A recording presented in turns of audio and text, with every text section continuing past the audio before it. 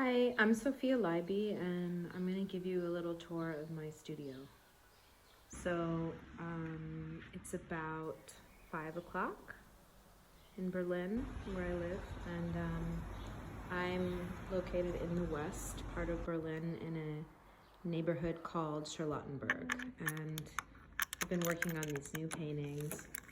And as you can see, maybe tell, this is also my living room. But I really like working in this space, and it's kind of funny as well. I'm constantly under surveillance because the neighbors can look kind of straight in here, which is related to the fact that I live on the Castle Street. So I live on the same street as this famous Prussian castle.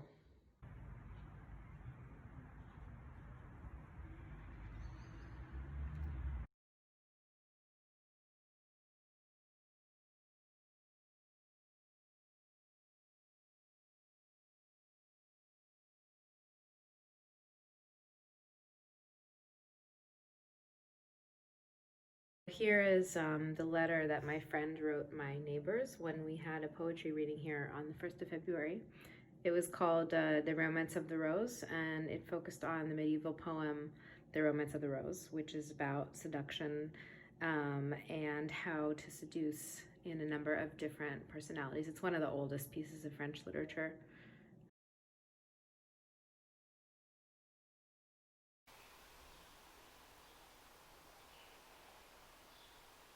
So these are an example of some of my source material. I haven't done, I don't know what I'm going to do with them yet, but they're all drawings of the same painting. In Milan, there was this paper laid out in front of this painting that said, with a pencil, that asked people to draw themselves. So people drew these different versions. I just can't, it's so funny, of the same painting. So I actually haven't been able to find a picture of the painting. So I don't actually remember what it looks like. So it's kind of funny to me because all I have are these sort of sketches. I mean, you get the idea, like, okay, there's someone with a violin, there's someone with a knife on their head, but there's all these different ways that it's depicted. Here's the violin person again.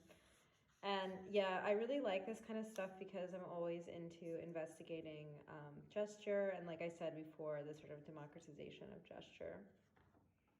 Here's violin again. So good. What's this? Oh, nothing. Okay, the end. This is a new painting I'm working on. It's got this building by Heinrich Baller, who was a Belle Epoque style architect. And there's a lot of these buildings in Germany, especially in the west part. And I'm starting to focus more on environmental factors and kind of thinking about how to make work that is accessible to a specific locality. Just thinking about, even before COVID, like thinking about narrowing the audience so that it's relevant to smaller groups.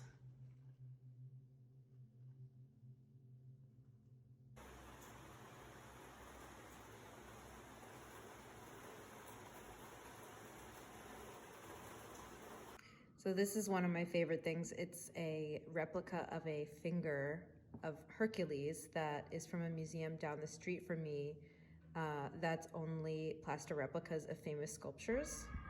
And they sold this in the gift shop for €10. Recently moved a bunch of stuff from New York and DC to Berlin, and one of the funny things that happened was a box got mixed up, so I ended up actually with a lot of random stuff in one box. So this is like home movies, and I'm not really sure what to do with them. If anyone has a VHS player in Berlin, please let me know. This is me singing Mr. Jones by the Counting Crows on the radio when I was 5. Yeah, about 7 years I've been collecting these pen tests. So these are from different stores where people are testing out their markers. And they go back, I don't know, like from New York to Sweden. Some people sent me some from there. Germany, DC, like just from everywhere. And I kind of took the best ones and turned them into paintings. I really like thinking about democratic mark making and kind of expanding the idea of painting so that it applies to not just people who are trained in art.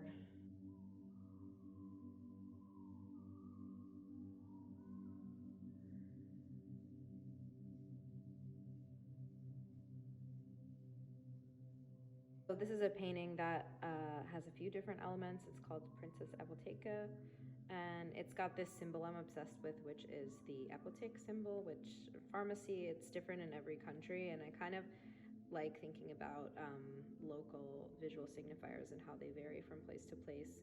So I also I think at that time, like I just was really feeling sick a lot, and so I really liked to use this symbol and was kind of obsessed with it, and I used it to make this handmade wallpaper, and then I hung this painting over the wallpaper.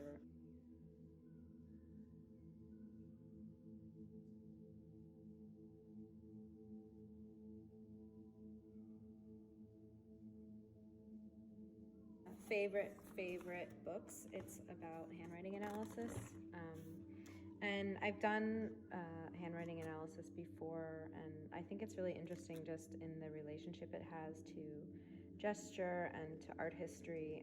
I don't necessarily believe in it, but like who's drunk, A or B? You know, it's sort of, there's certain principles of it that I think are kind of strangely applicable to different parts of visual culture.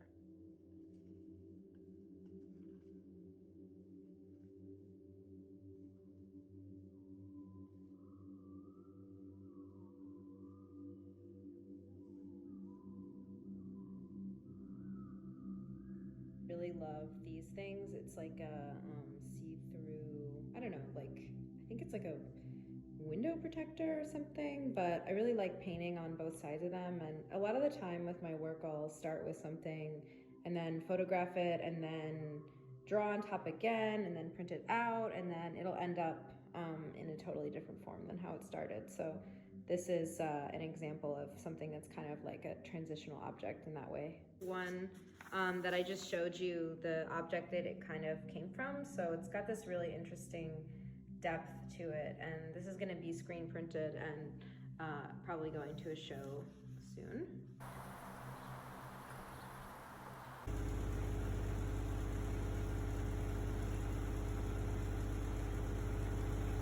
What's good, what's bad, and why, and what acting is and what directing is, and